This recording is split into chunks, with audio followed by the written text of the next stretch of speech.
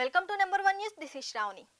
రామ్ చరణ్ ఇటీవల కడప దర్గాను దర్శించుకోవడం వివాదాస్పదమైంది. కొన్నాళ్ల క్రితం ఏఆర్ రెహమాన్ కి ఇచ్చిన మాట ప్రకారం కడప దర్గాలో జరిగే 80వ నేషనల్ మూసాయిరా గజల్ ఈవెంట్ కి చరణ్ హాజరయ్యారు. సాధారణంగా చరణ్ దర్గాకి వెళ్తే వివాదం ఏమీ ఉండేది కాదు.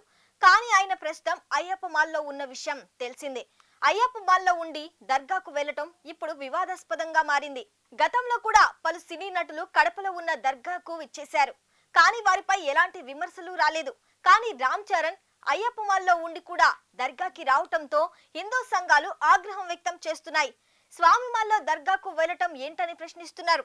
ఎంతో పవిత్రంగా భావించే అయ్యప్ప మాలను దర్గాకి వేసుకొని వెళ్లటం చాలా పెద్ద తప్పు. దీనిపై చరణ్ వెంటనే స్పందించాలని హిందూ సంఘాలు డిమాండ్ చేస్తున్నాయి. అలాగే అయ్యప్ప భక్తులతో పాటు మొత్తం హిందూ సమాజానికి క్షమాపణలు చెప్పాలంటున్నాయి.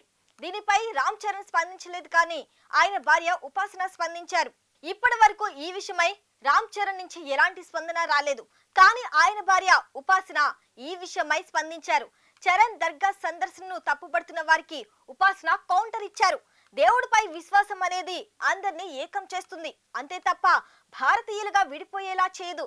మన బలం ఐకమత్యంగా ఉండటం, తన మతాన్ని అనుసరిస్తూనే ఇతర మతాలను గౌరవించటం, సనాతన ధర్మంను పాటించటం అవుతుందని వన్ నేషన్ వన్ స్పిరిట్ జై హింద్ హ్యాష్ ట్యాగులను షేర్ చేశారు. రామ్ చరణ్ పై విమర్శలు చేసిన వారికి ఉపాసన సమాధానం చంపపెట్టు అన్నట్లుగా మెగా ఫ్యాన్స్ ఆమె ట్వీట్ ను సోషల్ మీడియాలో వైరల్ చేస్తున్నారు.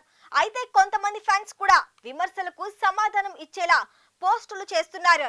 అయ్యప్ప మాల్లో ఉన్నవారు శబరిమలై వెళ్లేందుకు ఎరుమెళ్లలోని వావర్ స్వామి దర్గాను దర్శించుకొని వెళ్తారు అని గుర్తు చేస్తూ మన మతాన్ని ఆరాధిస్తూనే పక్క మతాలను గౌరవించాలని చెప్తున్నారు. మరిన్ని సంచలన వార్తలకు వీక్షిస్తూనే ఉండండి నెంబర్ 1 న్యూస్. సామాన్యుడి చేతిలో సామాజిక అస్త్రం.